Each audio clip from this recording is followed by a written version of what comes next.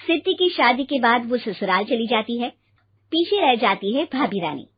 सिद्धि के ससुराल जाते ही भाभी कहती है, अरे वाह जी वाह, सारे कपड़े मेरे। हाय रे पैंट, अरे वाह वाह, मजा आ जाएगा। अरे ये सिद्धि की अलमारी के सामने खड़े होकर क्या बड़बड़ा रही है?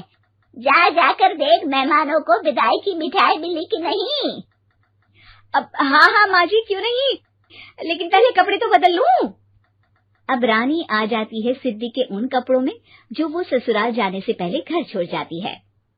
अरे रानी, कुछ दिन रुक जाती। अरे ये तो सिद्धि बिटिया को मैंने ही दिया था, बड़ा ही फबता था उस पर, तुझ पर तो कुछ खास नहीं लग रहा। अब वो ना मेरे सारे कपड़े गीले थे तो सोचा पहन लूं। वैसे भी सिद्धि को कौन सा भी पुराने आउटडेटेड कपड़ों को पहनना है। वैसे भी ये सूट तो मैंने तभी पहना था, वैसे खास है भी नहीं ये। हाँ ठीक है, लेकिन ना मेरी सिद्धि पर तो जमता था। सारे मेहमान चले जाते हैं और सिद्धि ससुराल से मायके पहली बार आती है।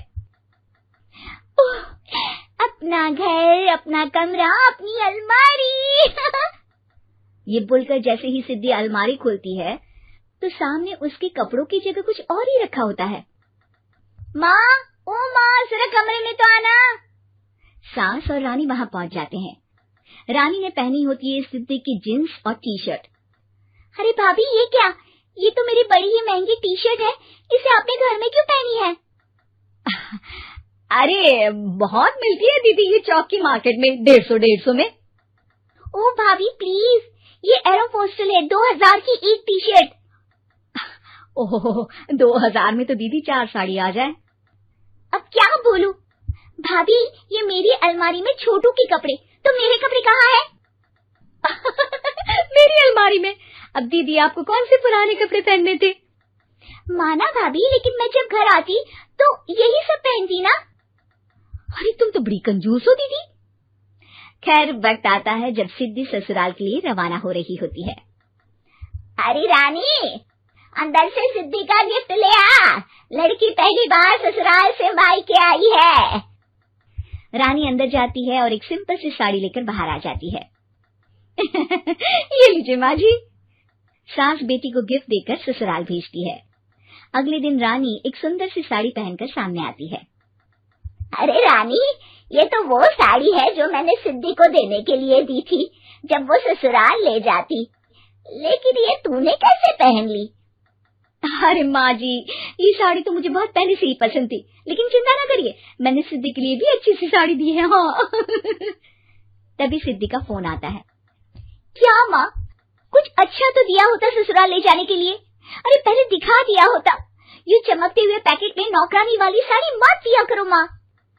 अरे बेटे, वो तेरी भाभी ने ना गलती से उससे पैकेट बदल गया। हाँ, मैं कल ही तेरे भाई के हाथ से तेरा वाला पैकेट भेज दूंगी। अरे रहने दो माँ, आई एम श्योर भाभी ने अभी वही साड़ी पहनी होगी जो तुमने मेरे लिए रखी थी। तुम तो समझ नहीं पाई उनको। खैर छोड़ो, मैं ज्यादा बोलती अच्छी नहीं लगती, रहने दो, आपको उन्हीं के साथ रहना है, फिर बात करेंगे। सास को रानी पर गुस्सा आ जाता है। वो उसके कमरे में जाती है जहाँ वो शादी का एल्बम देख रही होती है। रानी, मार्केट जाकर एक ऐसी ही साड़ी लेकर आ, कल प्रतीक जाकर सिद्धि के घर दे आएगा। अरे क्यों माँ जी, कितनी साड़ी देनी है दीदी को? यहाँ कोई सेल लगी है क्या?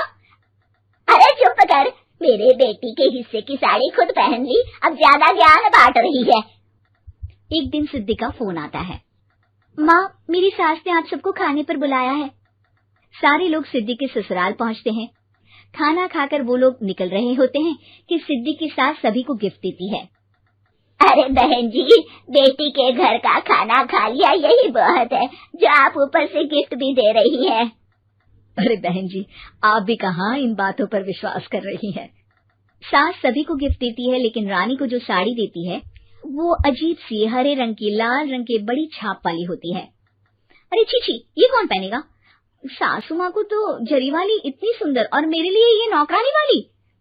अरे भाभी, दरअसल मैं जब भी घर आती थी आप वापसी में ऐसी ही साड़ी देती थी ना, तो माँ ने सोचा कि आपको आपकी पसंद की ही साड़ी क्यों ना दी जाए। बेचारी रानी, बोलती भी तो क्या।